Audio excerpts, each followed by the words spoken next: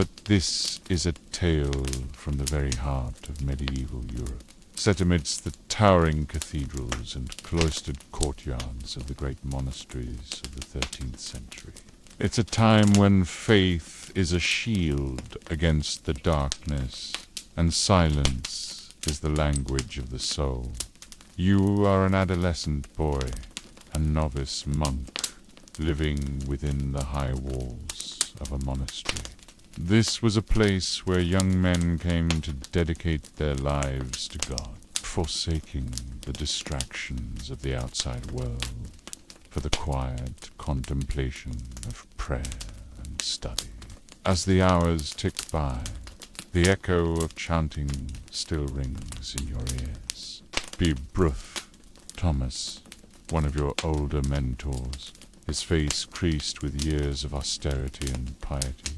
You stand in line, shoulders hunched, awaiting your bowl of watery porridge. The taste is bland, almost non-existent. Hunger pangs gnaw at your stomach, but you eat slowly, deliberately, for wasting food is a sin. Amidst the scraping of wooden bowls and the clink of spoons, there is no laughter, no chatter. The air is thick with anticipation. Today, you will receive the rule of Saint Benedict, the book that will govern your life in the monastery. Behave that evening, as you kneel for Compline, the final prayer of the day. You realize that the silence is not merely an absence of sound, but as you stand here on the threshold of your new life, the rule of Saint Benedict in hand, you know that you are not alone. The silence of the monastery may be profound, but it is also a source of strength, a companion on your journey towards the divine. It is a presence that envelops you, that fills you, that binds you to these ancient stones, and the timeless faith they shelter. It is in this silence you discover that you will find your path to understanding, humility, and perhaps, if you are worthy, enlightenment. The heavy leather-bound volume is placed on a lectern, its pages filled with the words that will shape your days and nights. When the prior, the head of the monastery, enters, all rise. He is a tall, imposing figure, his face grave, his eyes filled with a quiet strength. He begins reading, his voice echoing the solemnity of the words. The rule of Saint Benedict, also known as the rule of Saint Scholastica, depending on whether we're talking about the men's or women's monastery, lays out the foundation of life, outlining the daily routine, the vows to be taken, and the principles to be followed. Obedience, silence, and solitude are its cornerstones. These pillars of faith will guide every action, every thought, every breath you take from this moment forward. Only the murmur of prayers before and after the meal. Even the clatter of silverware is a distraction from the silence that envelops you. Be fierce. Piercing gaze sweeps across the room, settling on each novice, silently judging, silently testing. In his eyes you see not just stern censure, but a glimmer of something else. A deep-seated weariness that transcends his years. You sense that his harsh words and demeanor are not born of malice, but stem from a profound love for their calling and a desperate hope that you will take it seriously. With a final, withering look, he turns and disappears into the shadows, leaving you to the suffocating silence once more. Now, in the hushed quiet of the pre-dawn hours, you steal a glance at the other boys, each as lost in his own thoughts. lost in the labyrinth of his soul. The work is varied, from scrubbing floors and mending clothes to tending the herb garden and assisting the cooks. Each task is performed in near silence, broken only by the scrape of a broom or the snip of a needle. The hours pass in a blur of repetitive motion. Your hands grow sore, your back aches, but there is no complaint, no respite. For in the monastery, rest is earned, not demanded. In this sacred space, there are no names, only numbers.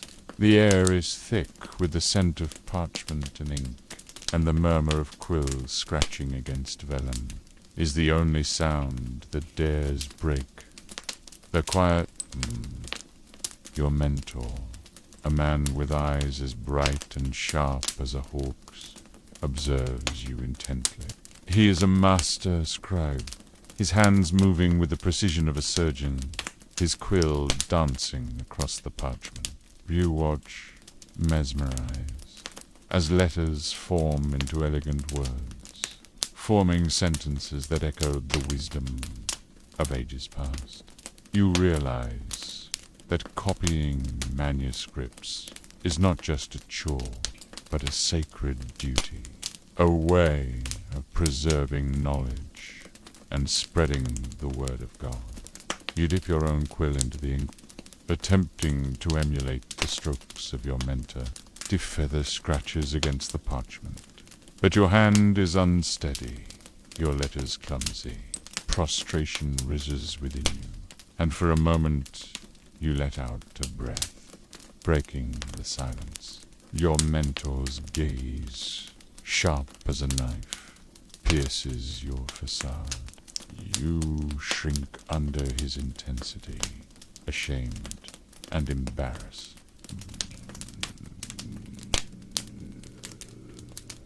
The silence after your lapse is deafening, pressing down on you until you feel as though you are drowning in it. Finally, your mentor speaks. His voice low but clear. He chides you gently, not for your mistake, but for the pride that caused it. Boom! You ponder what brought each of them here, what hopes they hold, what demons they may harbor. His words, though firm, are not unkind, and you strive to understand their deeper meaning. No identities, only souls seeking solace and understanding. And you wonder, too, why you are here. Too, was it the pool of the divine, or the whispers of a restless heart? The answer remains elusive, shrouded in the mists of memory and half-forgotten dreams. But the path to spiritual enlightenment is fraught with challenges, and your story is just beginning. The first rays of sunlight peek through the cracks in a dormitory window, illuminating the dust motes dancing in the air. It's still dark, but the hour of vigils has arrived. The monk's first canonical prayer of the day. The sound of murmuring voices breaks the silence as the other novices stir, each shuffling into their rough woolen robes. Your sandals slap against the cold stone floor as you join them in the chapel. Light filters through stained glass windows, depicting scenes from the life of Christ. The air is heavy with incense, and the scent of flickering candles mingles with the earthy smell of stone and old wood. The rhythmic chant of the monks echoes around you, a language both ancient and timeless. Latin, brute. You kneel on the cold stone floor, the roughness biting into your knees. Around you, the other novices mirror your posture, heads bent in unison. You are united in your devotion and in your vulnerability. For here, stripped of worldly possessions and societal standing, you are merely students of faith, equal before God, and in the eyes of your austere men. After vigils, silence descends once more, deeper and more profound than before. Bite. But the tranquility of this moment is shattered by the sharp bark of a voice cutting through the stillness like a shard of glass. As the light of dawn strengthens, you are herded into the refectory for what meager sustenance the monastery can offer. After breakfast, you return to the dormitory where the other novices are readying themselves for the day's chores. As the sun climbs higher in the sky, you find yourself in the scriptorium, the room where monks copied religious texts by hand. As the afternoon light begins to fade, you and the other novices gather in the chapter house. After the ceremony, you retreat to the dormitory, each novice carrying the weight of the rule in his heart and mind. The coming years will be filled with challenges, setbacks, and triumphs. The monastery bell tolls, its deep resonance echoing across the stone walls. You rise from your narrow bed, the straw mattress rustling softly. Beneath you, a flickering candlelight casts long shadows, dancing across the worn stone floor. Pour your fingers, stained with ink, carefully trace each letter of the sacred texts. The work is painstaking, but there is a quiet satisfaction in preserving the Word of God. You take your place, kneel, and bow your head. The familiar Latin chants fill the air, a rhythmic drone that settles into your bones. By the cold air bites at your skin as you slip on your woolen robe, its rough fabric a constant reminder of your vows. You settle onto your bed, the thin blanket offering little comfort against the chill.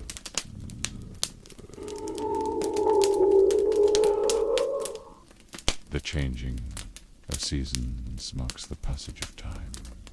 Spring rains giving way to summer heat, autumn's golden light fading into winter's stark beauty. Be the satisfying crackle of a fresh page of parchment as you begin a new manuscript. The cool touch of stone against your palm as you trace the worn carvings left by those who came before. Through it all, the routine remains constant. I anchor in the sea of eternity.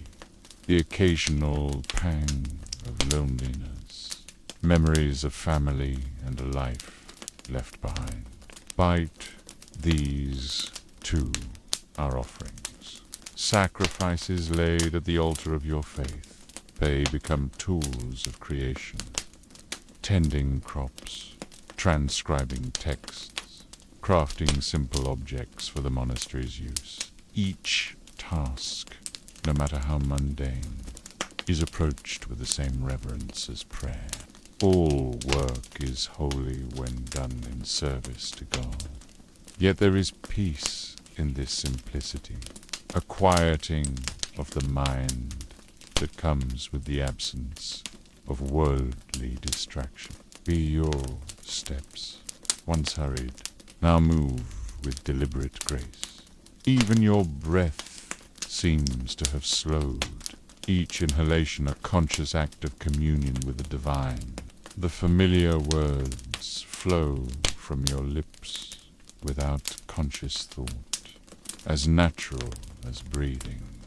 Your life unfolds like the pages of an illuminated manuscript, each moment a carefully crafted brushstroke in a greater work. The single candle flickers, casting long shadows across the stone walls.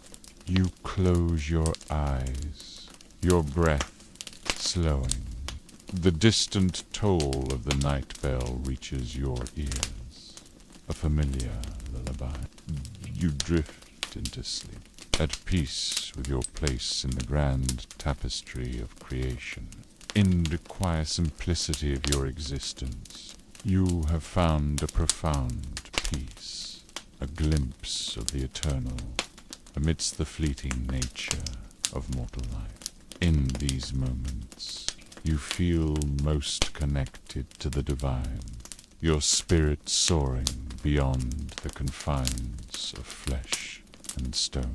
Empires rise and fall, wars rage and subside. But within these stone walls, the eternal truths remain constant. Your life is a testament to something greater, a quiet rebellion against the transient nature of earthly existence.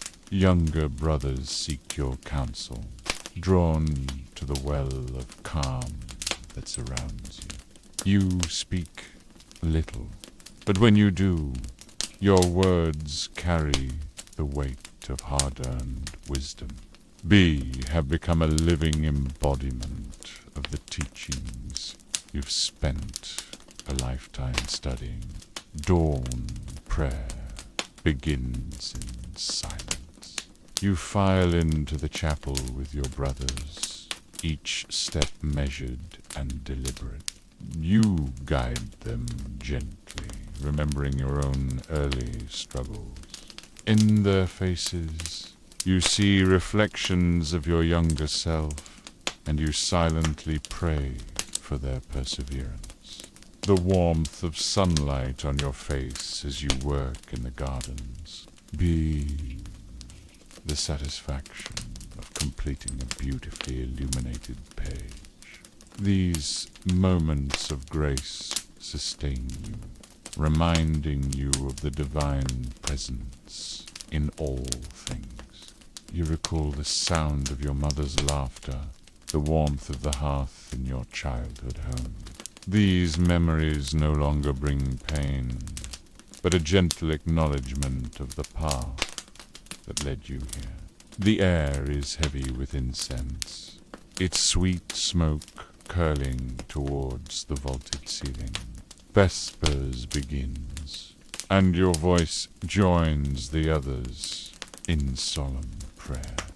The familiar cadence washes over you, a balm for the soul. Words become precious, used sparingly and with great care. You communicate more through gesture and shared understanding, a language of the soul that needs no voice. Even your thoughts, slow, turning inward, focused on matters of the spirit rather than earthly concern. The scent of lavender and rosemary fills your nostrils as you work the soil. The earth is cool beneath your hands, grounding you in the present moment. The gentle gurgle of the fountain in the courtyard provides a soothing backdrop to your thoughts.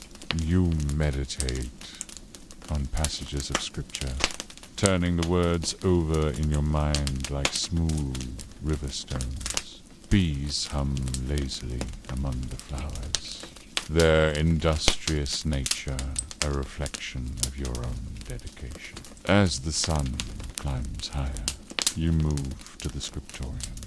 The scratch of quills on parchment is a soothing melody. The food is plain, a bowl of thin porridge, a chunk of coarse bread, perhaps a slice of hard cheese. It nourishes the body, nothing more. The taste is inconsequential. It is sustenance for your higher purpose. In the herb garden, you tend to the plants with gentle care. Midday brings a simple meal in the refectory. You sit with hands folded, eyes lowered as one of your brothers reads from scripture. Afternoon sees you in quiet contemplation. You walk the cloisters, sandaled feet padding softly on worn stone. As evening approaches, you join your brothers once more in the chapel. Night falls, and you retire to yourself. The single candle casts a warm glow, barely holding back the encroaching darkness. Days blend into one another, each following the same gentle rhythm. You find solace in the small moments, the way sunlight filters through stained glass, painting the chapel floor in jewel-toned hues. There are challenges, of course, the ache in your back from long hours bent over text, the gnawing hunger that never quite abates. In time, the hardships fade into the background. Your body adapts to the sparse diet and long hours of work. The cold becomes a familiar companion, barely noticed. You learn to find joy in the smallest of blessings. A rare slice of fruit with your meal. The silence that once felt oppressive now wraps around you like a comforting cloak. Your hands, once soft, grow calloused from labor. As years pass, you notice changes in yourself. The fire of youthful passion has tempered into a steady flame of devotion. You watch as novices arrive, their eyes wide with the same mixture of fear and wonder you once felt. The world beyond the monastery walls continues its chaotic dance. But here, time moves to a different rhythm. In the depths of night, when sleep eludes you, you sometimes allow your mind to wander. As you age, your role within the community shifts. Each day begins and ends with prayer, the bookends of a life devoted to contemplation and service. And so it goes day after day, season after season. As night falls, once more you settle onto your bed. The stone walls of the monastery rise before you, ancient and unyielding. As you step through the heavy wooden gates, the bustling world outside fades away. Here, time moves differently. The air is thick with silence, but it's not oppressive. It's a silence that invites contemplation, a canvas waiting for the brushstrokes of your thought. You find yourself drawn to the rhythm of monastic life. Pride. The day begins with a soft chiming of bells, calling you to prayer. In the dim light of dawn, you join your brothers in the chapel, your voices rising in unison, filling the vaulted ceiling with sacred hymns. The words, once foreign, now flow from your lips with ease. As the sun climbs higher, you move to the scriptorium. The scratch of quills on parchment becomes a meditation of its own. Your hand, once clumsy, now moves with practiced grace. Each letter you form is an act of devotion, a testament to patience and perseverance. The illuminated manuscripts slowly come to life under your careful touch, gold leaf glinting in the filtered sunlight. In the herb garden, you tend to the plants with gentle hands, but grow the scent of lavender and rosemary fills your nostrils, grounding you in the present moment. You've learned the healing properties of each herb, the careful balance required in tinctures and pulp. This knowledge passed down through generations of monks, feels like a sacred trust. The simplicity of your meals becomes a source of contentment. A bowl of hearty stew, a chunk of crusty bread. It's enough. You savor each bite, grateful for the nourishment it provides. The act of eating in silence allows you to truly taste your food, to appreciate the labor that went into its creation. Prurie's twilight approaches.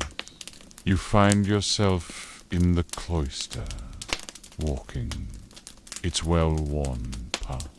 Bestoned columns cast long shadows, and a fading light paints the sky in hues of purple and gold. This quiet time for reflection has become precious to you. Your mind, once restless, now settles easily into contemplation. You recall your first days here, how the silence felt oppressive, how you longed for the familiar noise of the world outside. Now you cherish these moments of stillness. In the absence of distraction, you've discovered a richness within yourself you never knew existed. The seasons pass, marked by subtle changes in the monastery's routines. In winter, you huddle close to the fire in the common room, fingers stiff with cold as you continue your studies. Spring brings new life to the gardens, and you lose yourself in the task of planting and nurturing. Summer days are long and filled with labor, tending to the fields that sustain your community. Autumn paints the world in vibrant hues, a final burst of color before the cycle begins anew. Your annual visit to your family becomes a strange journey. The world outside seems louder, more chaotic than you remember. The colors are indeed brighter, the smells more pungent, but it all feels somewhat alien. You find yourself longing for the quiet stability of the monastery. Your relatives look at you with a mixture of awe and confusion, sensing the change in you but unable to fully comprehend it. Returning to the monastery feels like coming home. The familiar routines wrap around you like a comfortable cloak. You realize that this life, which once seemed so foreign, has become an integral part of who you are. The discipline that once chafed now provides a framework for your days, giving purpose to each moment.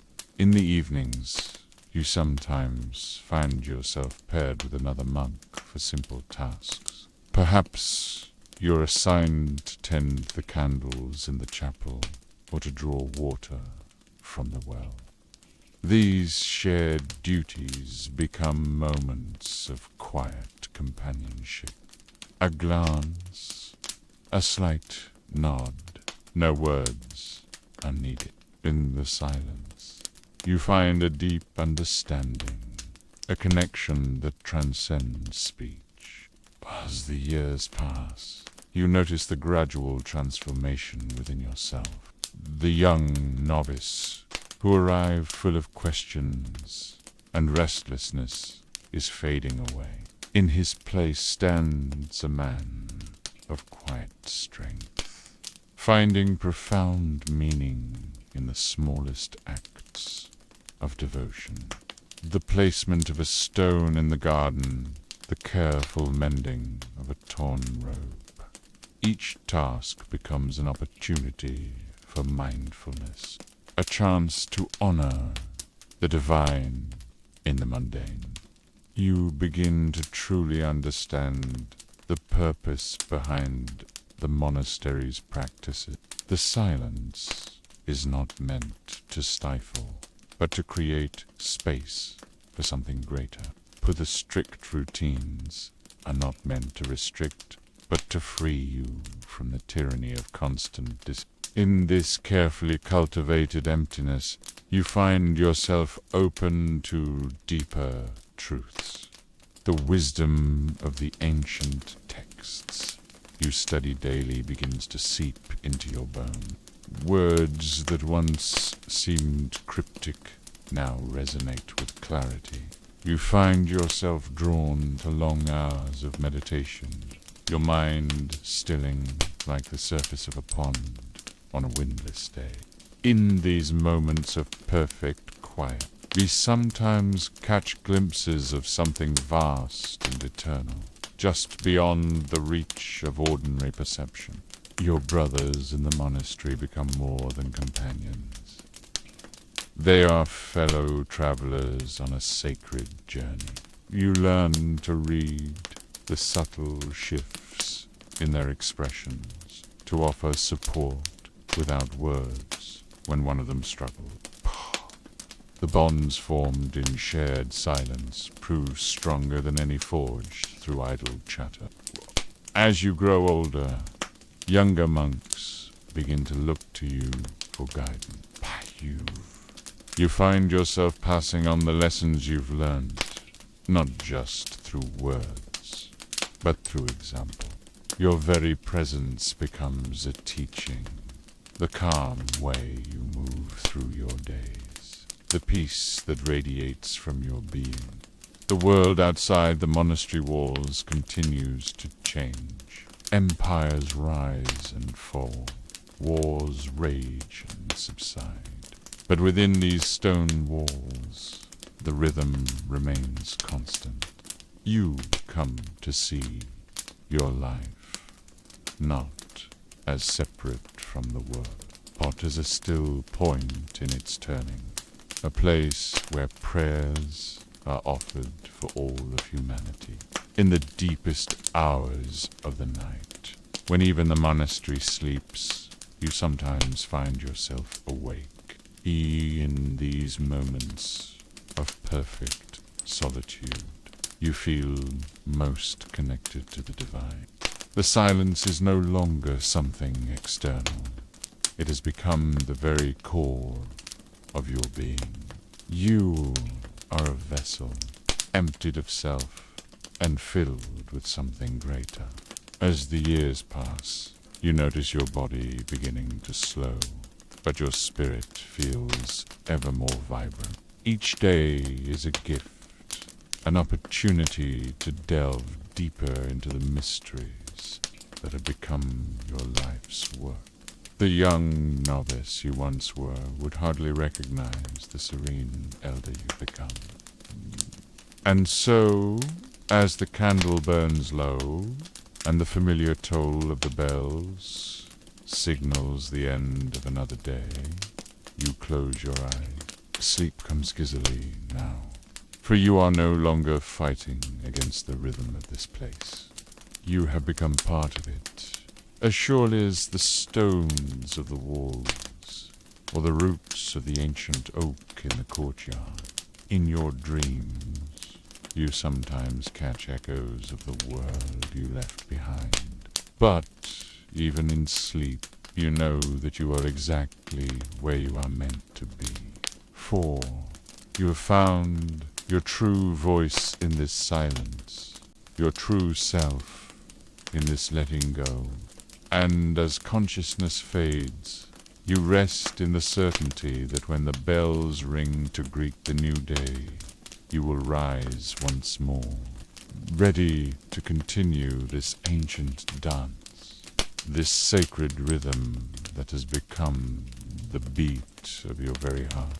For in this life of contemplation and service, you have found something timeless, something that will endure long after your own brief candle has flickered out. And in that knowledge, you find peace. Imagine now, the year is 1204. You are no longer a novice, but an older monk, more seasoned, more accustomed to the silence, and you have lived long enough to know the name Abbot Eadric, though few speak it now. The story of Eadric is whispered in hushed tones within the monastery walls, a tale half-remembered and never committed to parchment. He was once the abbot of this very place, his name etched faintly into a corner of the abbot's chair. Worn, nearly invisible by the passing of time and the countless robes that have brushed against it.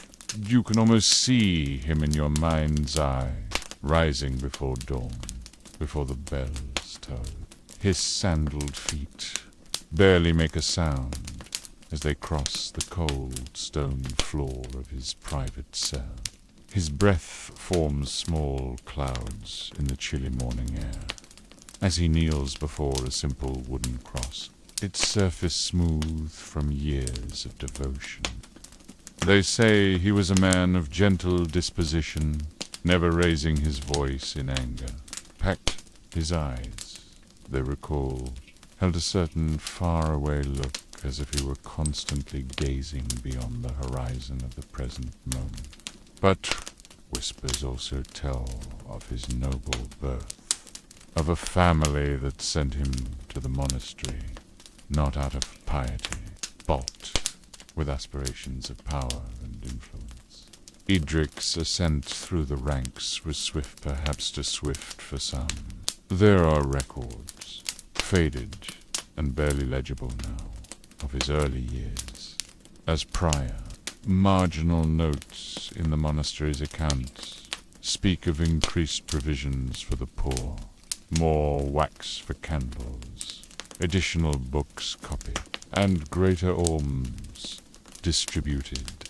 His generosity and efficiency were evident, and he was elected abbot before his 40th year. As you sit in the quiet of the scriptorium, your quill paused above the parchment. You ponder the life of this enigmatic figure. The soft scratching of other monks' pens provides a soothing backdrop to your contemplation. Sunlight filters through the high windows, casting a warm glow on the ancient stone. You recall the stories passed down through generations of monks. They speak of Eadric's dedication to learning, how he expanded the monastery's library, bringing in rare texts from distant lands. Under his guidance, the scriptorium flourished, producing beautifully illuminated manuscripts that were the envy of other monks. But with his success came whispers of discontent. Some of the older monks, you heard, felt that Eadric's noble background made him ill-suited for the austerity of monastic life. They questioned whether his heart truly belonged to God, or if he saw the abbey as merely another realm to rule. Yet, for all the murmurings, there were those who spoke of Eadric's profound spirituality. Tales are told of how he would spend hours in silent prayer, his form barely visible in the dim light of the chapel. Some claim to have seen tears on his cheeks as he emerged, though none dared to ask their cause. As the years passed, Eadric's influence grew beyond the monastery walls. Pilgrims would travel great distances to seek his counsel, and even nobles and kings, it is said, would write to him for advice on matters both spiritual and worldly. The abbey prospered under his leadership, its lands expanding and its coffers filling. But with prosperity came new challenges. You've heard whispers of how Eadric struggled to balance the monastery's growing wealth with the ideals of poverty and simplicity. Some say he wore the same simple robe year after year, even as the abbey's vestments grew more ornate. Others claim he secretly distributed much of the monastery's wealth to the poor, keeping only what was necessary for the community's survival. As you dip your quill in ink once more, Your mind wanders to the mystery that surrounds the end of Eadric's tenure. The records are frustratingly vague, speaking only of his departure from the Abbot. Some say he left in the dead of night, taking nothing but the clothes on his back. Others insist he was called away by the Pope himself, entrusted with some secret mission. Whatever the truth, Eadric's absence left a void that was felt for years to come. The abbey continued to function, but something intangible had been lost. Perhaps it was his vision, or his ability to balance the spiritual and the practical. Or perhaps it was simply the force of his personality, which had bound the community together in ways that were only fully appreciated after he was gone. As the day wears on, and the light begins to fade, you find yourself pondering the nature of legacy. What truly remains of a person after they are gone? Is it the buildings they raised, the wealth they accumulated, the power they wielded? Or is it something more subtle, the lives they touched, the examples they set, the questions they left unanswered? You think of the faint carving on the abbot's chair, barely visible now. In time, even that small trace of Eadric will vanish, worn away by countless more years and countless more abbots. Yet his story lives on, passed from monk to monk, a whispered legend that refuses to die. As you prepare for evening prayers, you wonder what Eadric would make of the abbey now. Would he recognize the place he once led? Would he approve of the changes that have come in the years since his departure? Or would he find that beneath the surface, the essence of monastic life remains unchanged? The same daily rhythms, be the same struggles between flesh and spirit, the same search for meaning in silence and contemplation. The bell tolls, calling you to the chapel. As you rise and join your brothers, filing silently through the cool stone corridors, you feel a sense of connection to all those who have walked this path. Before you, Eadric, for all his mystery, was one of them, a seeker, a leader, a man of faith, who left his mark on this place in ways both seen and unseen. Pray in the soft glow of candlelight as the familiar words of the evening office wash over you. You find yourself offering a silent prayer for Abbot Eadric, wherever he may be. And in that moment, you understand that his true legacy lies not in stone or parchment, but in the enduring spirit of inquiry and devotion that he helped to nurture, a spirit that continues to guide and inspire long after the man himself has passed into legend. As the final notes of the hymn fade away in silence, once again descends upon the abbey, you feel a profound sense of peace. The lost life of Abbot Eadric, with all its complexities and contradictions, serves as a reminder of the eternal mysteries at the heart of your vocation. And as you return to your cell for the night, you carry with you the knowledge that your own life, like Eadric's, is but a small thread in the vast tapestry of faith and history that stretches far beyond the abbey walls. In the beginning, there was serenity. The abbey walls echoed with quiet contentment. Abbot Eadric moved through the cloisters with a gentle presence, his footsteps barely disturbing the peaceful air. The monks nodded approvingly as he passed. Free. His leadership was a balm to their souls, his decisions fair and measured. In those early days, the rhythm of monastic life flowed smoothly, like a clear stream over warm stones. But as the seasons turned, almost imperceptibly at first, things began to shift. A whisper of change rode on the breeze that swept through the abbey grounds. It started with small alterations. A new tapestry, here, a finer chalice, there, prior. The brothers hardly noticed, their days still filled with prayer and contemplation. Then came the renovations. A grander entrance gate replaced the humble wooden one. Its ornate ironwork seemed out of place against the simple stone walls. Colourful tiles from distant lands adorned the sapphire floor. Marble columns, shipped from across the sea, now stood in the courtyard. The familiar spaces of the abbey began to transform. Bass.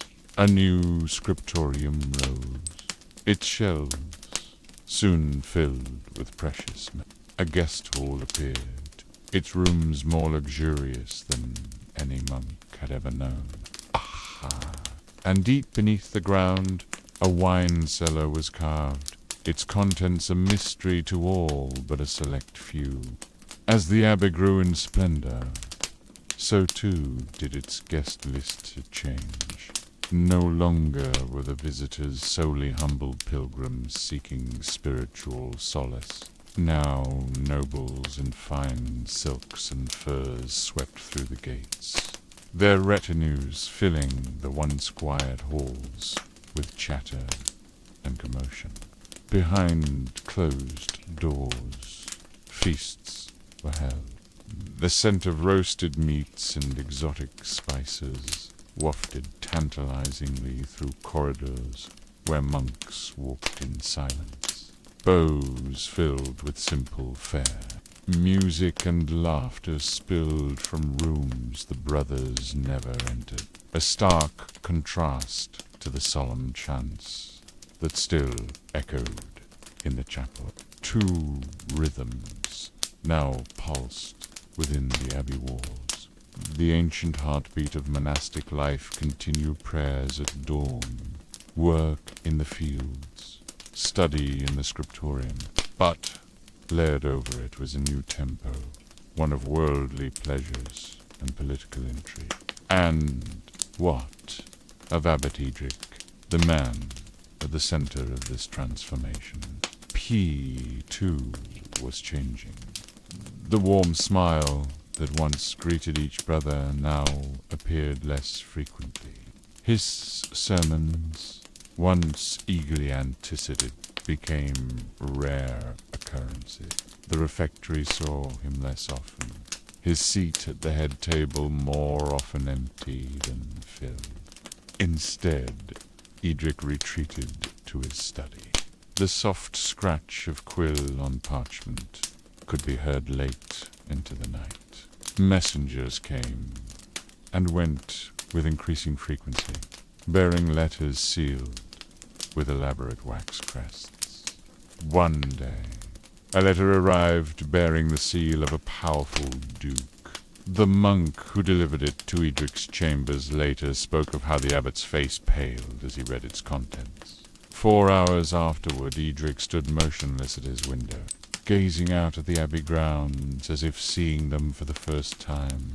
The candle beside him burned low, its flame flickering out, just as the first light of dawn touched the horizon. Whispers began to circulate among the brothers. Some claimed Eadric was embroiled in political machinations, using the abbey's growing influence to sway the affairs of kings and nobles. Others insisted he was merely protecting their home, shielding it from the turbulent world beyond its walls. Be The truth remained elusive, locked away in Eadric's heart, and in the letters that now filled his private chambers. As autumn gave way to winter, a sense of unease settled over the abbey, like the first dusting of snow. The brothers went about their duties, but their eyes often strayed to the abbot's tower, wondering what secrets it held. Then, on a night when the wind howled and rain lashed against the abbey walls, Abbot Eadric vanished. In the morning, his bed was found untouched, his robes still hanging in their usual place. No note explained his absence. No horse was missing from the stables. It was as if he had simply ceased to exist. The brothers searched every corner of the abbey and the surrounding lands. They questioned the servants, the nobles who had been guests, even the peasants in the nearby village. Bet no one had seen or heard anything unusual. Days turned to weeks, and weeks to months. No trace of Eadric was ever found. In time, a new abbot was chosen. The grand additions to the abbey fell into disuse, their purpose no longer clear without Eadric's guiding hand. The nobles and their entourages stopped coming, and the halls grew quiet once more. But the mystery of Abbot Eadric's disappearance lingered. On stormy nights, some monks swore they could hear the scratch of a quill coming from his old study. Others claimed to have seen a robed figure walking the cloisters in the pre-dawn light, vanishing when approached. No records in the abbey's extensive archives mention Eadric's fate. No gravestone bears his name. It is as if he were a dream, fading with the morning light. Yet the changes he brought remain, silent testaments to his existence. The ornate gate still stands. Leave. The marble columns still gleam in the sunlight. And deep below, the wine cellar holds its secrets, its door long since locked, and the key lost to time. The brothers continue their lives of prayer and contemplation, the rhythm of their days unchanged. But sometimes, in the quiet moments between Vespers and Compline, their thoughts turn to the enigma of Abbot Eadric. Was he a visionary, seeking to elevate the abbeys, standing in a changing world, a conspirator using his position for unknown end? Or perhaps a man overwhelmed by forces beyond his control, choosing to slip away into the night rather than face what was to come. The truth may never be known. Like so many mysteries of the past, the story of Abbot Eadric has become legend, a tale told in hushed voices around flickering candlelight. And so the abbey stands, its stones weathered by time, its halls echoing with the footsteps of countless monks who have come and gone. The grand additions slowly crumble, reclaimed by nature. The simple beauty of monastic life reasserts itself as it has for centuries. But for those who know where to look, the traces of Abbot Eadric's brief, transformative presence remain. A faded fresco here, an intricate carving there, small reminders of a time when the abbey stood on the cusp of great change. And perhaps, on nights when the moon is full and the wind whispers through the cloisters, a solitary figure can be glimpsed in the shadows, A man in Abbot's robes, his face turned away, walking with purpose towards some unseen destination. For some stories never truly end. They simply fade into the mists of time, waiting to be rediscovered by those with the courage to seek them out. In the quiet halls of St. Ethered's Abbey, time moves like honey dripping from a spoon, slow, golden, and sweet with the weight of centuries.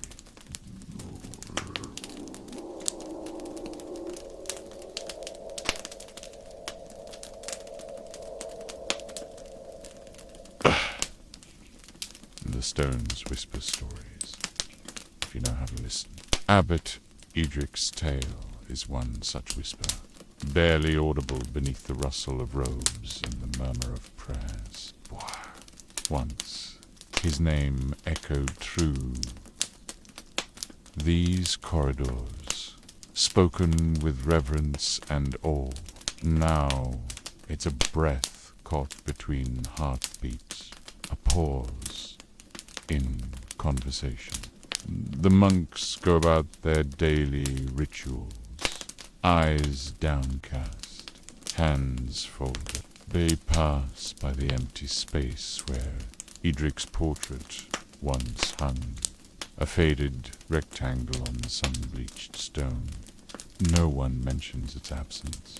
No one needs to. In the scriptorium, quills scratch parchment, recording the abbey's history. By it, Eadric's name appears less and less, fading like ink, exposed to sunlight. Not erase, not crossed out, dash simply ... forgotten. Yet his presence lingers, as persistent as the scent of incense. In the abbot's chamber, a young novice struggles with a stubborn drawer. He sticks, then yields suddenly, nearly spilling its contents. The boy steadies himself, unaware of the hidden compartment that causes the drawer's peculiar behavior, unaware that Eadric's fingers once caressed that same wood, concealing secrets now lost to time. Deep in the wine cellar, Brother Thomas kneels to retrieve a fallen cork. His hand brushes against a cracked tile in the far corner. He pauses, wondering briefly why it's never been repaired. The thought slips away as quickly as it came, like so many things in this place of contemplation and silence. But outside, in the herb garden, Sister Marie tends to the plants with gentle hands. Her fingers trace the strange pattern of an old bedtime and rosemary intertwined in a way that seems almost deliberate. She doesn't know it was Eadric's favorite, doesn't know the meaning behind the design, buys something in her response to its quiet beauty. You can feel him in these moments of stillness, in the spaces between breaths and heartbeats, not as a spectre haunting the halls, not as a lingering threat, but as a question that hangs in the air, unanswered and perhaps unanswerable. What becomes of a man who tries to bridge two worlds? What weight must he carry when ambition and humility war within his soul?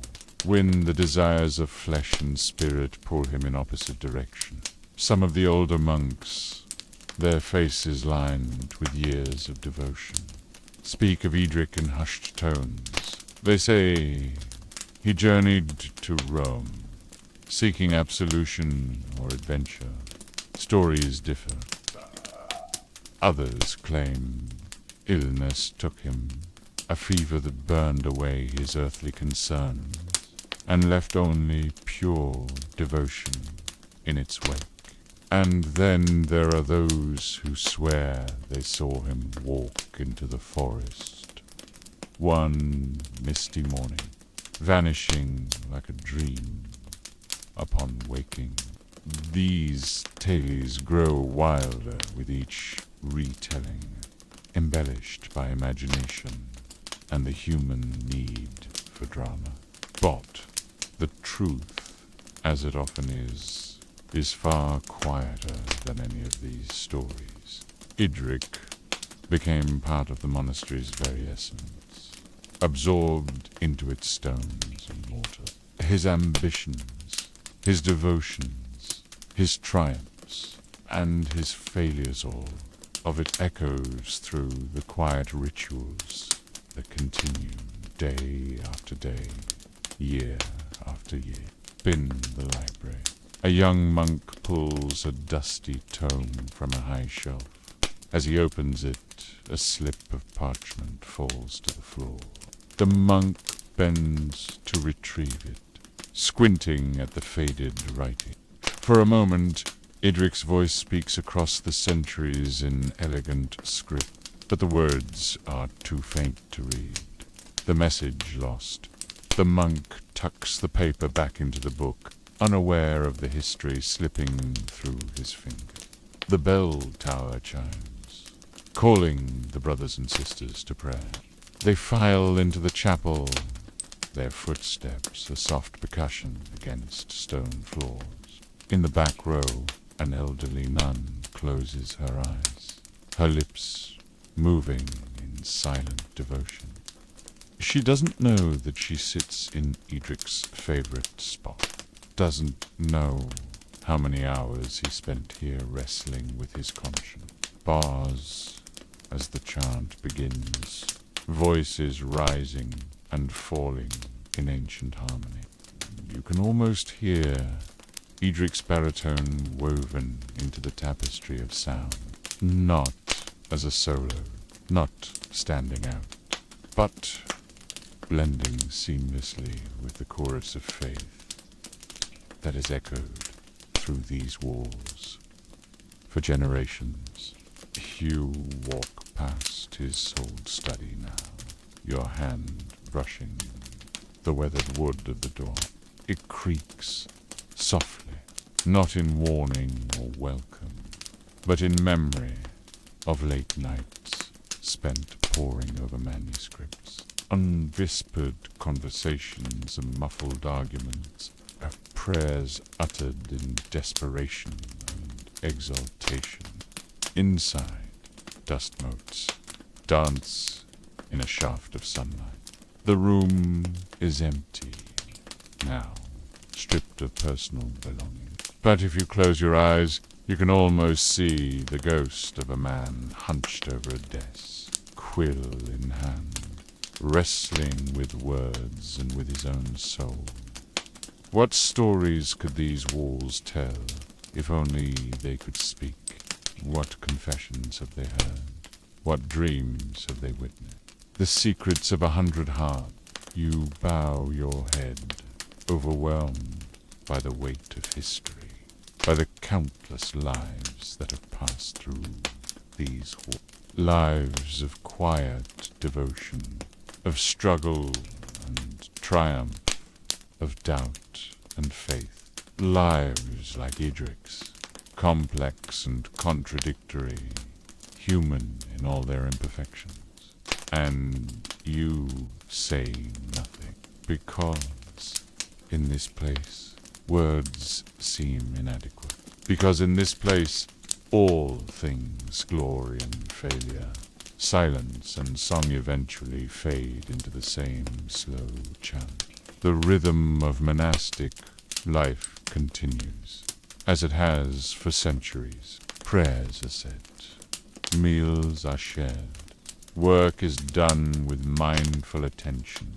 The cycle of seasons turns, bringing spring rains and autumn harvests. Novices become elders, elders pass on, and new faces join the community.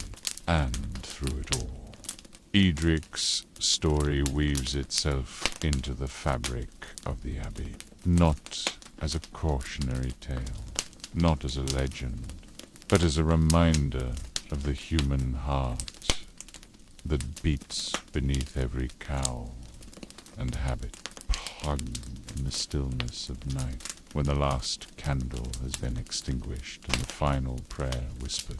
You might hear the faintest echo of his voice, not speaking, but singing, joining in the eternal hymn that rises from these ancient stones. For in this place, all lives eventually blend into one great song of devotion, a song that transcends individual stories, individual failures and triumphs, a song that speaks of something greater than any one person, any one life.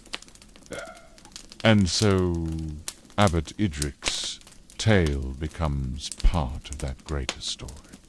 His ambitions and his humility, his rise and his fall, all absorbed into the rhythm of monastic life. His name may fade from the records, his face from memory, but his essence remains in the creak of a door. In the pattern of an herb garden, in the stubborn stick of a drawer.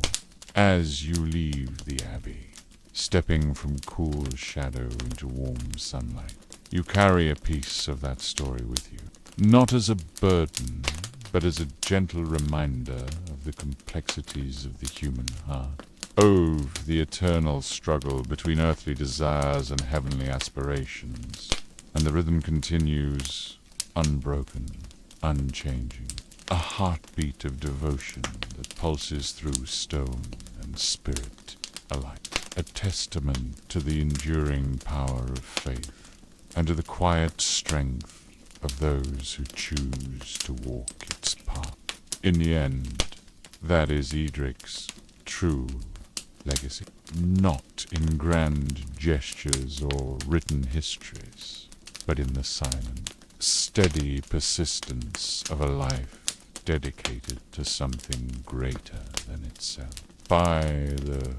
In the quiet courage of those who continue to seek, to question, to believe. And so, the story of Abbot Eadric fades into legend, into myth, into the very stones of St. Ethered's Abbey. But it does not disappear. It lives on in every prayer uttered, every candle lit, every moment of quiet contemplation. For in this place, all things glory, failure, silence, and song eventually fade into the same slow chant. And the rhythm continues. The ancient stones whisper secrets, their voices carried on the cool breeze that drifts through the valley. You stand at the edge of a forgotten place, where time seems to move differently. The air is thick with mystery, and the silence is broken only by the soft rustling of leaves. Before you, rising from the mist, like a sentinel of ages past, stands the enigmatic structure known as the Singing Stone. Its weathered surface tells a story of countless years, each crack and crevice a chapter in a tale older than memory. You close your eyes, focusing all your attention on that single point of contact. It travels up your arm, settles in your chest, and for a moment your heartbeat syncs with this impossible rhythm. For your steps are measured, deliberate. Each one brings you closer to a mystery that has puzzled scholars and enchanted dreamers for generations. Yet now you know their secret. You've felt the song they sing. Each formation seems to have its own character, its own voice. Some are tall and slender, reaching towards the sky, like nature's tuning forks. Standing in the center, You close your eyes again and listen. The faint hum is stronger here, more defined. The vibrations from the stones grow stronger, more insistent. You can feel them, not just through touch now, but in the air itself. It's as if the entire area is thrumming with energy. It's as if the stones are conversing with each other, sharing ancient wisdom in a language long forgotten by human ears. Others are squat and broad, their surfaces a canvas of lichen and moss. You approach slowly, reverently. The ground beneath your feet feels different here, as if the very earth is aware of the wonder it cradles. Tales passed down through generations speak of melodies carried on the wind, of harmonies that emerge from the rock face at dawn and dusk. Paul, the innkeeper, gestures for you to sit by the fire, pouring you a steaming mug of tea. It's a gift, she says softly. Not everyone can hear it. Those who do, ... well, they're changed by it. It's beautiful and haunting. A melody that speaks of ages past and secrets yet uncovered. You stand transfixed, barely daring to breathe lest you break the spell. The stones have been here longer than any of us. What causes the stones to sing? Is it a natural phenomenon or something more mystical? And why can only some people hear it? Who's to say what they've learned in all that time? Now it's up to you to decode its meaning, charged with possibility. The mystery of the singing stones stretches out before you, a puzzle waiting to be solved. What secrets lie hidden in those ancient melodies? What truths have been waiting millennia to be discovered? You're determined to unravel the mystery of the singing stones. As you pack your bag and prepare to head back to the site, you realize that this is just the beginning of your journey. Your dreams are filled with visions of ancient rituals, of people long past who understood the language of stone and earth in ways we've forgotten. The singing stones await, their melody a siren call to those who dare to listen. This is just the first chapter in a story that has been unfolding for eons. The song of the stones has awakened something within me, a curiosity, a hunger for understanding. Most dismiss these stories as folklore, the fanciful imaginings of a simpler time. It rises and falls, weaves and intertwines, creating harmonies that shouldn't be possible from inanimate objects. The logical part of your mind searches for explanations, wind patterns, geological formations that amplify natural sounds. But deep down, you've witnessed something that defies easy. And then, as gradually as it began, it fades away, leaving behind a silence that feels almost reverent. A sound emerges from the stones, low and resonant. It's not quite a note, not quite a chord, but something in between, something otherworldly. You heard them, didn't you? She asks, the stones' evening song. You reach out a hand, hesitant at first, then place your palm flat against the cool stone. The stones loom larger as you draw near. Their rough surfaces catch the light in unexpected ways, creating patterns that seem to shift and change with every blink. At first, there's nothing, just the texture of ancient rock softer skin. By, then dot, a vibration. So faint you might have imagined it, bare. It is again. A hum, a resonance that seems to come from within the stone itself. You open your eyes, half expecting the world to have changed. By it, everything looks the same. The stones stand silent and immovable. Locals have spoken of this phenomenon for centuries, but you know better now. You've experienced it firsthand. As the day wears on, you explore the area around the singing stone. You discover a small clearing where the stones form a rough circle. As the sun begins to set, painting the sky in hues of orange and purple, something changes. And then, as the last sliver of sun disappears below the horizon, it happens. The sound grows, swelling until it fills the clearing and beyond. For several minutes, the song of the stones continues. You remain still for a long time afterward, processing what you've just experienced. As night fully descends, you make your way back to the small inn at the edge of the nearby village. The innkeeper greets you with a knowing smile. You nod, still somewhat dazed by the experience. You sip your tea, letting its warmth chase away the evening chill.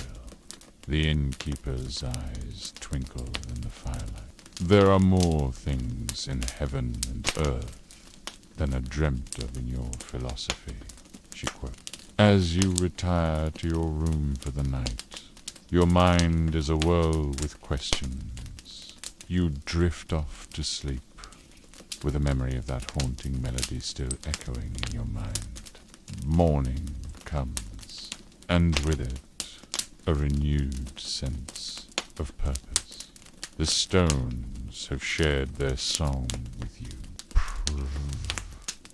As you step out into the crisp morning air, the world seems different somehow. You take a deep breath, squaring your shoulders. Whatever answers await, whatever revelations lie ahead, you're ready to face them. And so, with the sun rising behind you and the promise of discovery ahead, you set out once more. What will you uncover? What ancient wisdom will the stones reveal?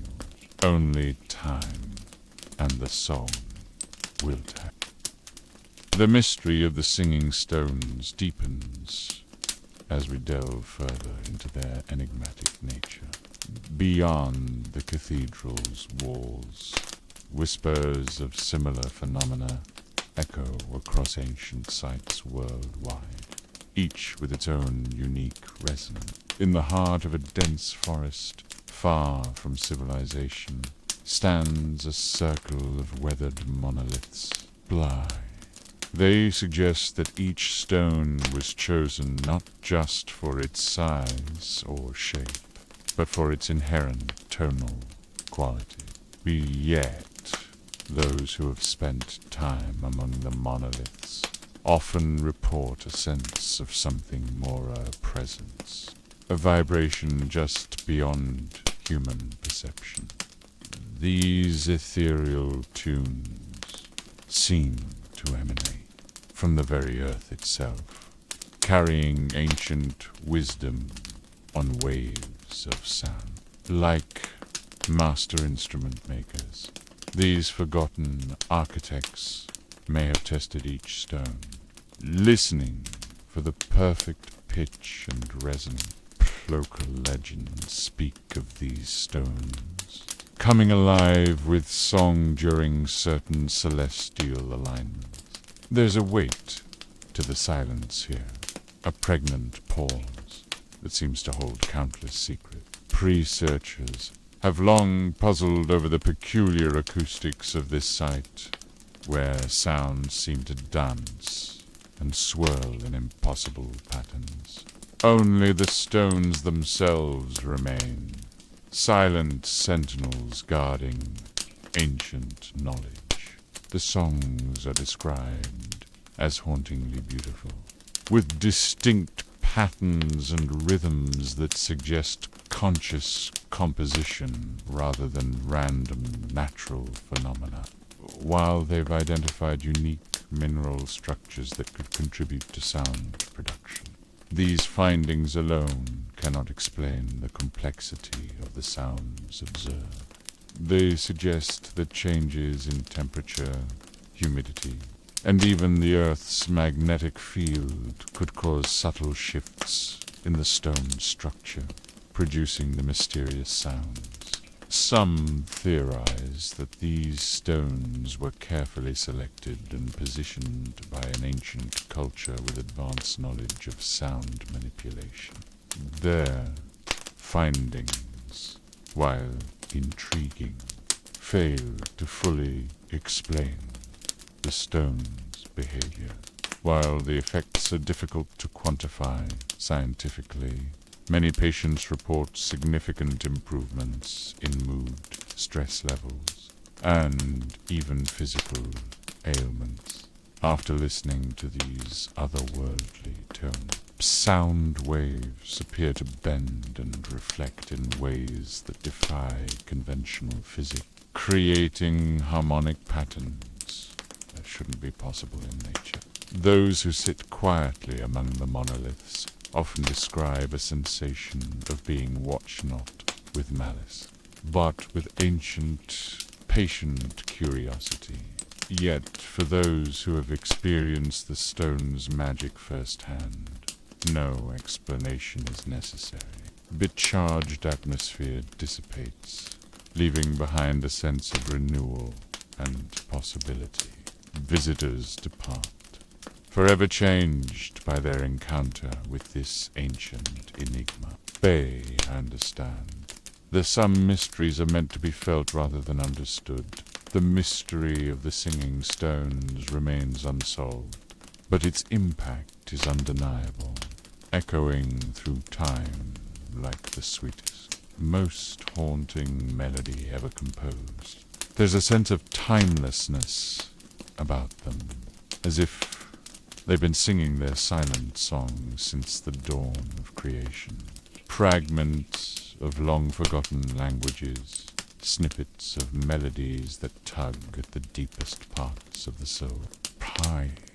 It's as if the stones are trying to communicate, to share their ageless wisdom with those who are willing to listen, to remind us of the vast, beautiful mysteries that surround us, waiting to be experienced with open hearts and quiet minds. From the echoing chambers of ancient Egyptian temples to the whispering galleries of medieval cathedrals, humans have long been fascinated by the manipulation of sound in sacred space. Others argue that the acoustic properties are merely a happy accident, the result of erosion and natural forces shaping the stones over millennia. Many describe feeling as if they're being gently held in an invisible embrace, cradled by the very vibrations of the earth itself. They remind us that there is magic in the unseen, wisdom in the unheard, and that sometimes the most profound truths are those that resonate not in our minds, but in the very core of our being. They claim that the vibrations produced by the stones can realign one's energy, cleanse the spirit, and even facilitate communication with the unseen world. On still nights, when the moon hangs low and full, visitors have reported hearing faint melodies drifting through the stone circle. Acoustic experts have attempted to study the phenomenon, bring in sophisticated equipment to measure and analyze the site's unique property. local shamans and spiritual practitioners have long revered the singing stones as a place of power and healing. Skeptics dismiss such notions as mere superstition, yet even they find themselves awed by the undeniable presence of the stone circle. As with the cathedral, no written records exist to explain the origins or purpose of these singing stones. Their creators left no blueprints, no instruction manuals. Some researchers have proposed that the stones may act as a form of naturally occurring musical instrument. This theory, while intriguing, fails to account for the seemingly intentional nature of the melodies reported by witnesses. Geologists have examined the composition of the stones, searching for clues to their acoustic properties. Some have drawn parallels between the singing stones and other mysterious acoustic phenomena around the world. Yet the singing stones stand apart, their secrets seemingly more profound and elusive than any human-made acoustic marvel. Visitors to the site often report a profound sense of peace and connection. Sound healers and music therapists have begun to incorporate recordings of the stone's subtle vibrations into their practices. As night falls and the forest grows still, the stones seem to come alive with potential energy. The air thickens, charged with anticipation. In these moments of deep silence, some claim to hear whispers carried on the wind. Scientists continue to debate the true nature of the singing stones, proposing ever more complex theories to explain their behavior. As dawn breaks and the first rays of sunlight pierced the forest canopy, the stones seem to exhale. The mystery of the singing stones endures, a testament to the wonders that still exist in our world. In the end, perhaps the true purpose of the singing stones is not to be understood. And so, as we leave the stone circle behind, its song lingers in our souls, a wordless lullaby, a cosmic hymn, a reminder of the music that flows through all things. The stones whisper their secrets in the stillness of night. You've learned to listen, to attune your senses to their subtle vibrations. It's become a ritual, this communion with the ancient cathedral. Purse as moonlight filters through stained glass, casting ethereal patterns on worn flagstones. You settle into your favorite spot. The air is cool, heavy with a scent of incense and aged wood. You close your eyes, letting the world fall away. At first, there's only silence. By patience has taught you to wait, to sink deeper into the quiet. And then, almost imperceptibly, it begins. A low hum, more felt than heard. It resonates in your chest, a gentle thrumming that seems to emanate from the very foundations of the building. Breathe. You breathe slowly, matching your rhythm to the pulse of the stones. The sound grows, gaining complexity. Harmonies weave together, creating a tapestry of tones that defy explanation.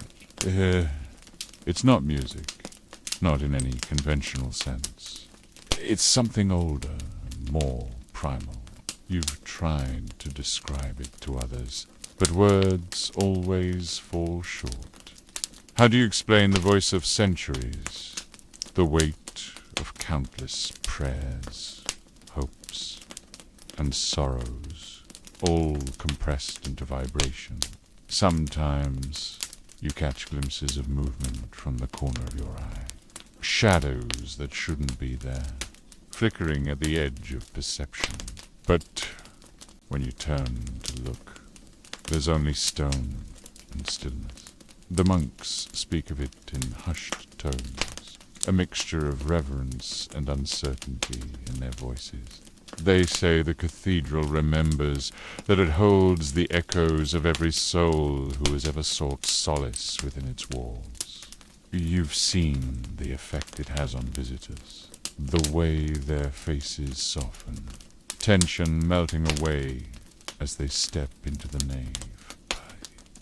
Even the most skeptical seem to pause, caught off guard by something they can't quite name. Scholars have come and gone, armed with equipment and theories, believe frustrated, unable to capture or quantify what happens here. But you understand, this isn't something that can be measured or explained away. It's a mystery, one that unfolds differently for each person who encounters it. For some, it's a bomb, soothing wounds they didn't know they carried. For others, it's a challenge, forcing them to confront the vastness of time and their own insignificance. Ooh, you've learned to surrender to it, to let the vibrations wash over and through you. In those moments, boundaries blur, past and present intertwine, and you feel connected to something far greater than yourself. Bet there are nights when the song is barely perceptible, a faint whisper at the edge of hearing. Other times, it swells to fill every corner of the cathedral, so powerful you fear the windows might shatter. By always, there's a sense of benevolence, of welcome, as though the stones themselves are reaching out, offering comfort to those who seek it. You've brought others here, watching their faces as they experience it for the first time. Some are moved to tears, others sit in stunned silence. A few leave quickly, unsettled by what they can't explain. But for you, it's become a lifeline, a reminder that there are still mysteries in the world, things that defy our attempts to categorize and control. In a world of constant noise and distraction, this is a place of profound peace. As the night deepens, the song begins to fade. Slowly, gently, it recedes like the tide, leaving behind a sense of renewal. You open your eyes, feeling both energized and deeply calm. The cathedral is silent now, at least two ordinary ears. But you know better. The song is always there, waiting for those who have learned to listen. You rise, stretching muscles stiff from sitting. Your footsteps echo softly as you make your way towards the door. But before you leave, you pause, resting a hand against a nearby pillar. The stone is cool beneath your palm, solid and reassuring. You close your eyes one last time, feeling the faintest tremor of vibration, a farewell, perhaps, or a promise of return. As you step out into the night, the world seems different, clearer somehow. The stars overhead burn brighter, and the air feels charged with possibility. You carry the song with you, a secret melody humming in your bone. It will fade as the day progresses, as the demands of ordinary life reassert themselves. But, it will be there waiting the next time you seek it out. And so you walk home through quiet streets, your steps light, your heart full. The mystery of the singing stones has become a part of you, a thread woven into the fabric of your being. In the distance, the cathedral spire reaches towards the sky, a silent sentinel. But you know its secrets. No. You've heard its voice, felt its pulse, and in that knowledge, you find a deep and abiding peace. A connection to something ancient and enduring. A reminder that there is magic in the world for those who have the patience to listen. The song of the stones echoes in your memory, a lullaby of centuries. And as you drift off to sleep, you smile, knowing that tomorrow night you'll return, to listen, to wonder, to be part of a mystery that has no end. For, in the heart of the old cathedral, the stones continue their eternal song, a melody of time and faith, of hope and perseverance, a testament to the enduring power of the human spirit and the mysteries that still lie hidden in the world. And so the cycle continues, night after night, year after year.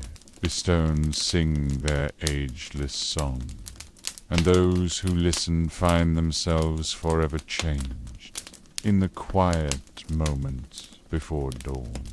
As the first light begins to paint the sky, you lie awake. The memory of the song lingers, a gentle presence at the edges of your consciousness. You think of all those who have come before you, seeking solace or understanding within those ancient walls. Generations of seekers, each finding their own truth in the whispers of stone. And you realize that you are part of that lineage now, a keeper of the secret, a guardian of the mystery, not through any formal role or title, but simply by virtue of having listened, of having opened yourself to the impossible. As sleep finally claims you, you dream of soaring arches and candlelit alcoves, poor voices raised in song, echoing through centuries, and beneath it all, the steady, pulsing heartbeat of the stone. Tomorrow will bring its own challenges and distractions, but for now, you rest, cradled in the knowledge that some things endure, that there are still wonders in the world, waiting to be discovered by those with open hearts and patient ear. And in the cathedral, as the first rays of sunlight filter through ancient windows, the stones continue their silent vigil, holding fast to their secrets, ready to share them with those who truly listen. The mystery of the singing stones remains, a beacon of wonder in a world that too often forgets the value of awe. There, and for those who have heard its song, life will never be quite the same again. The bishop's day begins in the soft light of dawn, filtered through the delicate stained glass windows of his private chamber. Unlike the austere cells of the monastery, his quarters are a testament to the grandeur of his officer, harmonious blend of comfort and ecclesiastical splendor, where, as the first rays of sunlight paint the room in hues of gold and crimson, the bishop stirs beneath sheets of fine linen. The canopy bed, carved from rich oak and adorned with intricate religious motifs, creaks gently as he visits. His movements are unhurried, deliberate, befitting a man of his station and the tranquil nature of the morning. bruised. The stone floors, cold to the touch, are softened by plush rugs from distant land. The bishop's bare feet sink into their warmth as he makes his way to the prayer alcove. Here, a small altar stands, adorned with a silver crucifix and illuminated by the flickering light of beeswax candles. He kneels, his night clothes rustling softly, and begins his morning devotions. Outside his chambers, the palace, servants move with practiced efficiency, their footsteps muffled by thick tapestries that line the corridors. The scent of freshly baked bread wafts up from the kitchens, mingling with the ever-present aroma of incense that permeates the air.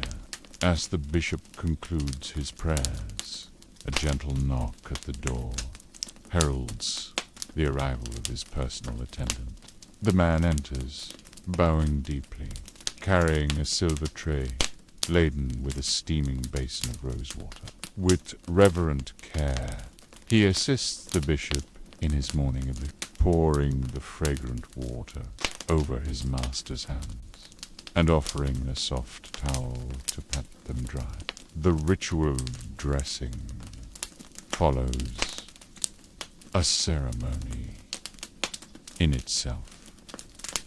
Layer by layer, the bishop is clothed in the garments of his office. First, the simple linen under tunic, cool against his skin. Boom. Then the flowing owl, its pristine white, a symbol of purity.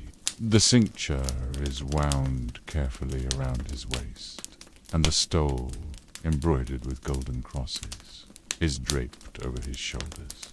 Finally, the Chasabella masterpiece of craftsmanship is lowered over his head.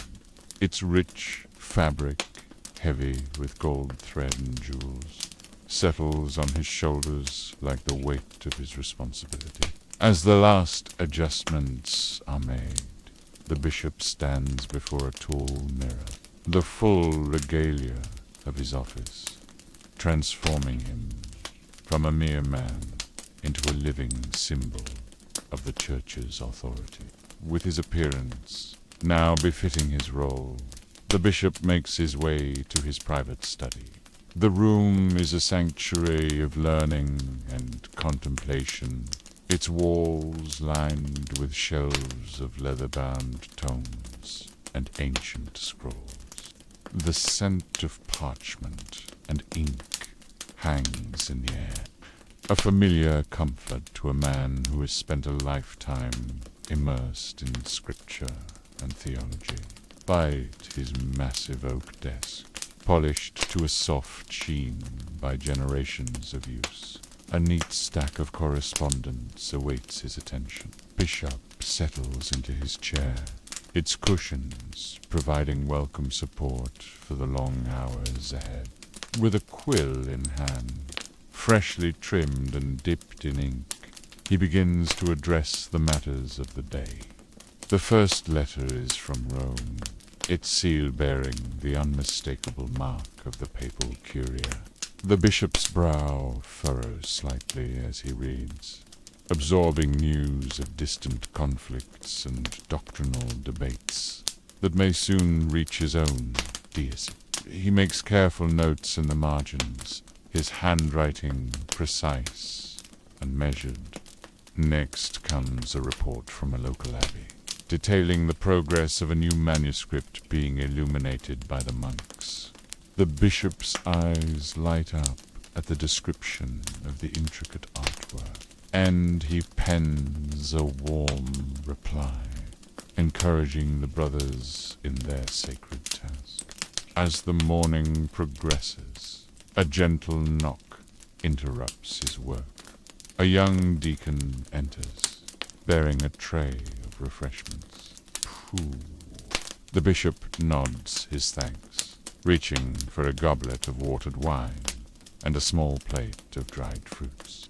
He sips slowly, savoring the subtle flavors, as he turns his attention to a petition from a nearby village. The villagers seek the church's aid in repairing their flood-damaged field. The bishop reads their plea carefully, weighing the needs of the community against the resources at his disposal. With a sigh, he begins to draft a response, promising what assistance he can while gently explaining the limits of what can be done.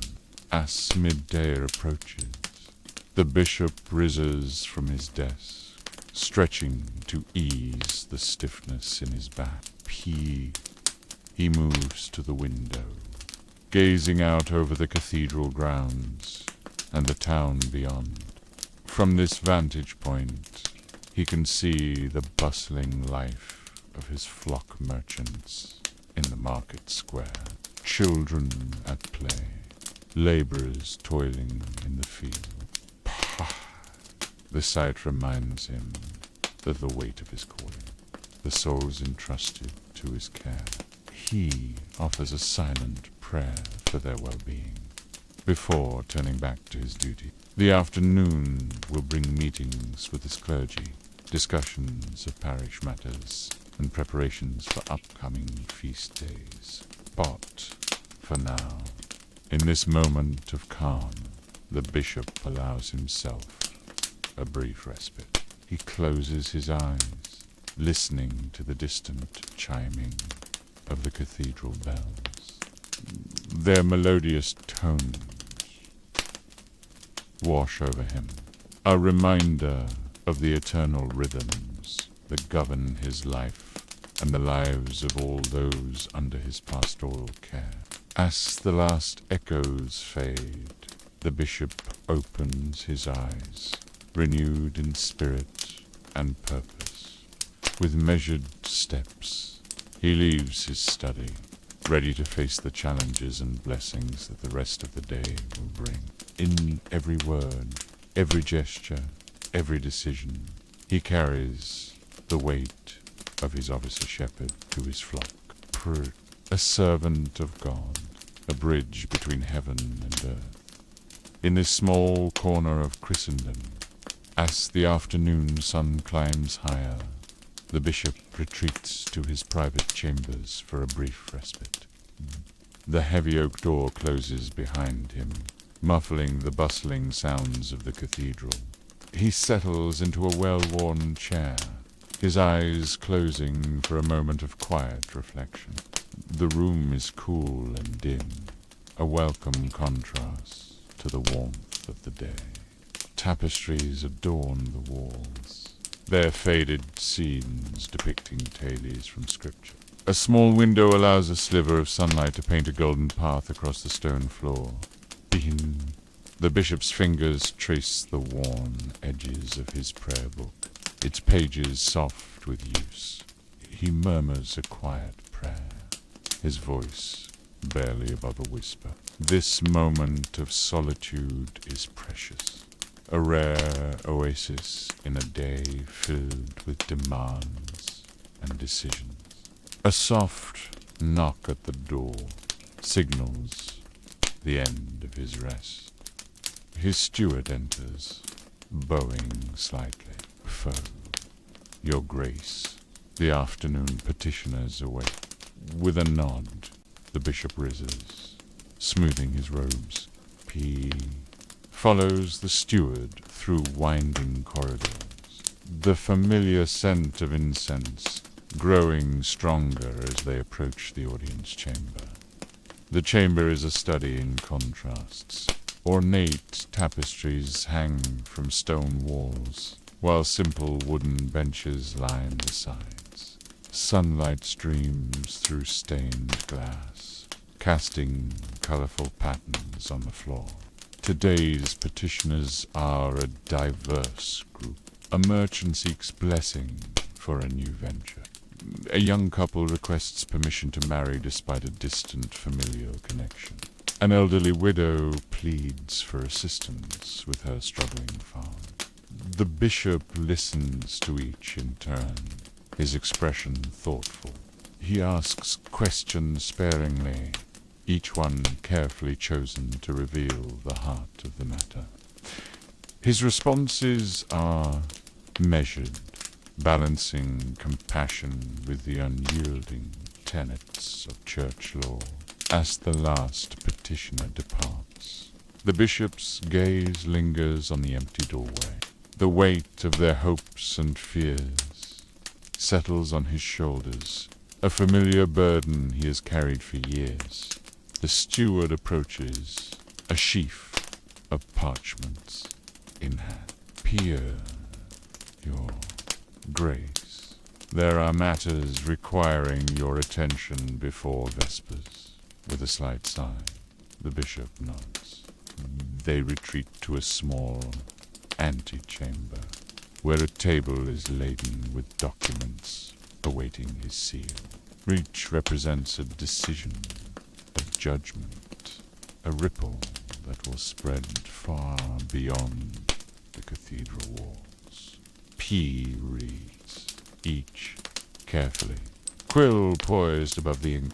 Some receive his signature with little hesitation approvals for repairs to local churches, confirmations of tithes received. Others give him pause. A dispute between two prominent families over land rights. By a request from the king's steward for increased contributions to the royal coffers.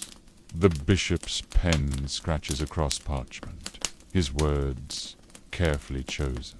Each sentence is a delicate balance, seeking to maintain peace without compromising the church's position. He knows that these letters will be scrutinized, parsed for hidden meanings and potential advantages. As the light begins to fade, the bishop sets aside his quill. The steward gathers the sealed documents, bowing as he reads. Left alone, the bishop stands, stretching muscles stiff from hours of writing. He moves to the window, gazing out over the cathedral grounds. Below, monks tend to the herb garden, their movements unhurried and purposeful. In the distance, the town spreads out, a patchwork of thatched roofs and winding streets.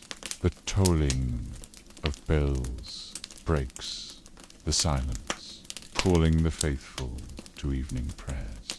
The bishop turns from the window, his steps echoing in the empty chamber as he makes his way to the cathedral proper. The nave is already filling as he enters through a side door. Monks file in silently, taking their places in the choir stalls. Townspeople settle onto benches, their whispered conversations fading as the bishop approaches the altar. His voice rises, strong and clear, as he begins the evening office. The familiar Latin phrases flow easily, years of repetition having etched them into his very being.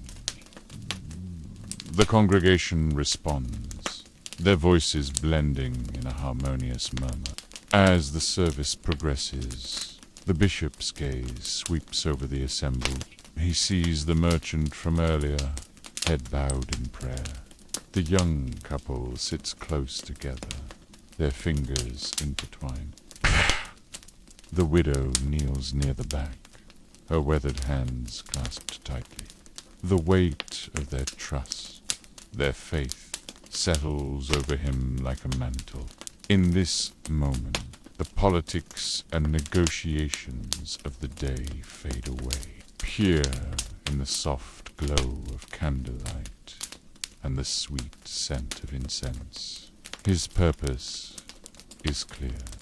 As the final notes of the hymn fade away, the bishop raises his hands in blessing.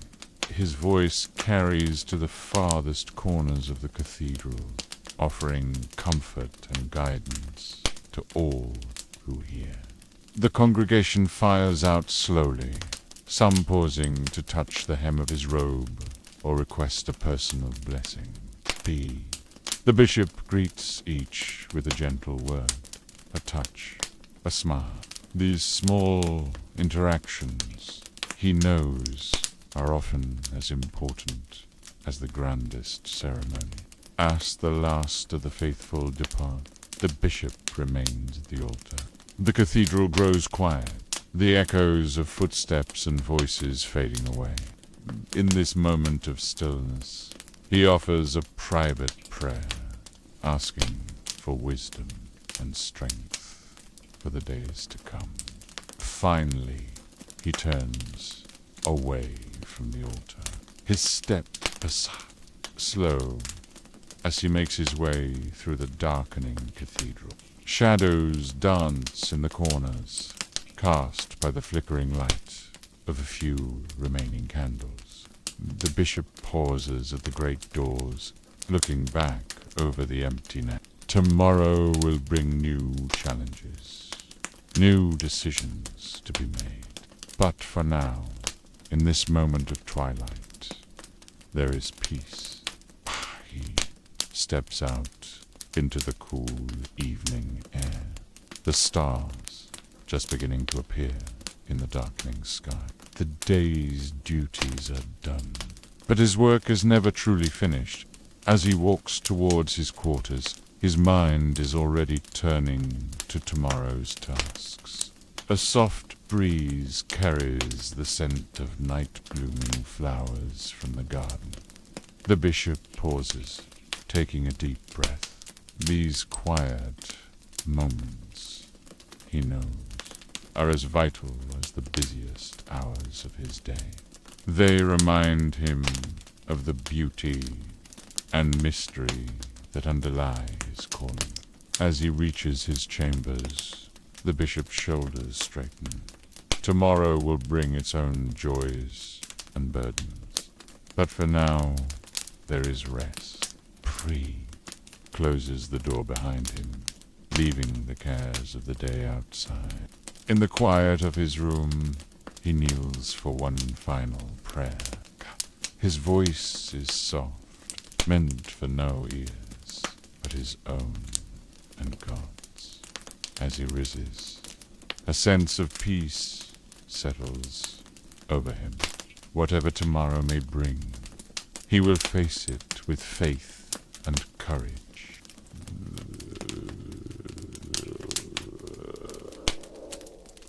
The bishop prepares for bed, his movements slow and deliberate. As he extinguishes the last candle, darkness settles over the room. But in his heart, a light continues to burn, a beacon of faith that'll guide him through the night and into the dawn of a new day.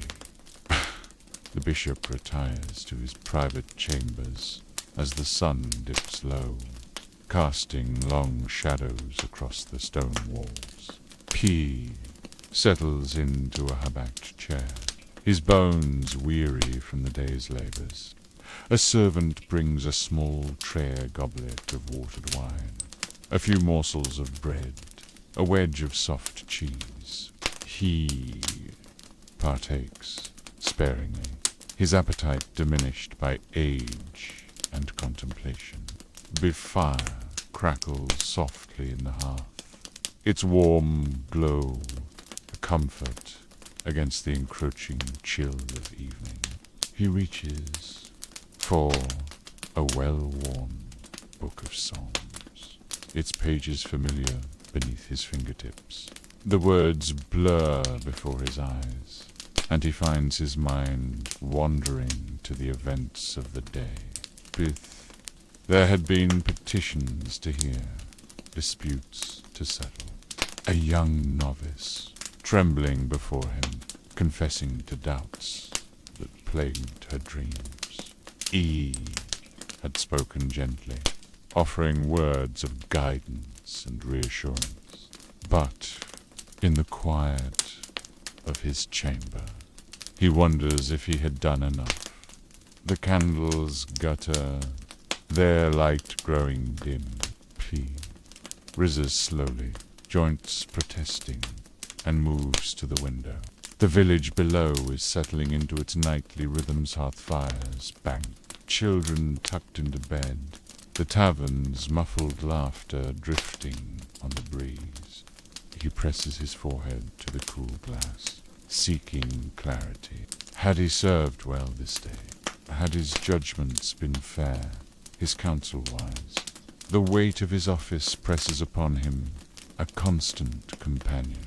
Bah! A soft knock at the door rouses him from his reverie. Pease, his secretary, enters, bearing a small stack of correspondence. Letters from Rome, from fellow bishops, from supplicants seeking aid or intervention. He takes them with a nod of thanks, settling once more into his chair. The first letter is from the Archbishop, his spidery handwriting, familiar and somewhat comforting. News of the wider world, of politics and intrigues that seem so distant from this quiet corner of the diocese. He reads it carefully, making mental notes of matters that may require his attention in the coming days. Next, a missive from a neighboring lord, complaining of tithes and boundaries. Bishop sighs, knowing this dispute will require delicate handling. P sets it aside for the morning, when his mind will be clearer. The third letter brings a smile to his weathered face. It is from his niece, her youthful enthusiasm leaping from the page. She writes of her studies, of the changing seasons, of the new foal born in the stables. Prue, for a moment, he is transported from the weight of his office, simply an uncle delighting in family news. As the night deepens, he takes up quill and parchment. There are replies to be drafted, decisions to be recorded. His hand moves steadily across the page, the scratch of nib on vellum, a soothing rhythm in the quiet chamber. He pauses, considering his words carefully. A reprimand for a wayward priest, tempered with compassion. Advice for a troubled noble, couched in diplomatic language. Words of encouragement for a struggling parish, bolstered by promises of support. Bay.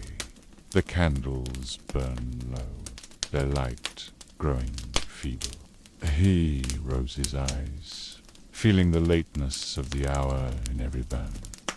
Yet there is one more task before he can seek his rest. He kneels before the small altar in the corner of his chamber, his joints protesting the familiar motion. The words of prayer come easily, a litany learnt in childhood and honed through decades of devotion. He offers thanks for the day's blessings, seeks guidance for tomorrow's challenges, and begs forgiveness for any missteps or failings. Rising slowly, he moves to the window once more. The village is dark now, save for the watchman's lantern, making its slow rounds. The stars wheel overhead, a reminder of the vastness of creation and the smallness of mortal concern. P disrobes, slowly, folding his vestments with care, the weight of office set aside, if only for a few hours. His nightshirt is soft against his skin, a small comfort as he climbs into the large canopied bed. The sheets are cool, the pillow welcoming. He settles back, his mind still turning over the events of the day, the decisions made, the words spoken. Had he done right? Had he served well? In the darkness, he finds no easy answers. But there is peace in the rhythm of this life, in the knowledge that tomorrow will bring its own challenges and opportunities. Heal or rise with the sun, don the mantle of his office once more, and strive to be a worthy shepherd to his flock. Sleep comes slowly, but it comes. And in his dreams he walks sun-dappled paths, unburdened by doubt or duty. For a few precious hours he is simply a man, at peace with himself and his place in the world. The night deepens, the castle settling into silence. In his chamber the bishop sleeps, his breathing slow and steady. The candles have long since guttered out, leaving only the faint glow of banked embers in the hearth. Outside, the world continues its timeless dance. The moon rises, casting silver light across the land. In the village, a baby cries, quickly sit. A dog barks, alert to some unseen movement in the shadows.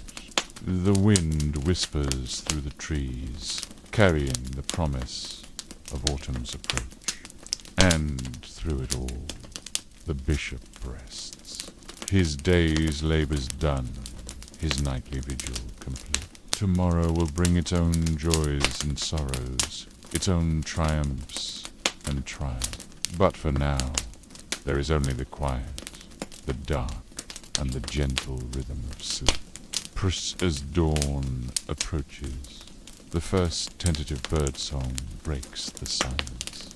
The sky lightens, deep blue giving way to softer hues. In the castle, servants begin to stir, preparing for the day ahead. The bishop's eyes open slowly, consciousness returning. Bold, for a moment he lies still, savoring the peace of these first waking breaths. Then, with a soft sigh, the mantle of office settles upon his shoulders once more. A new day begins. The rhythm continues, eternal and unchanging. And the bishop takes up his place within it, ready to serve, to guide, to lead. For this is his calling, his duty, his life. And in the quiet of his heart, he is grateful for it all.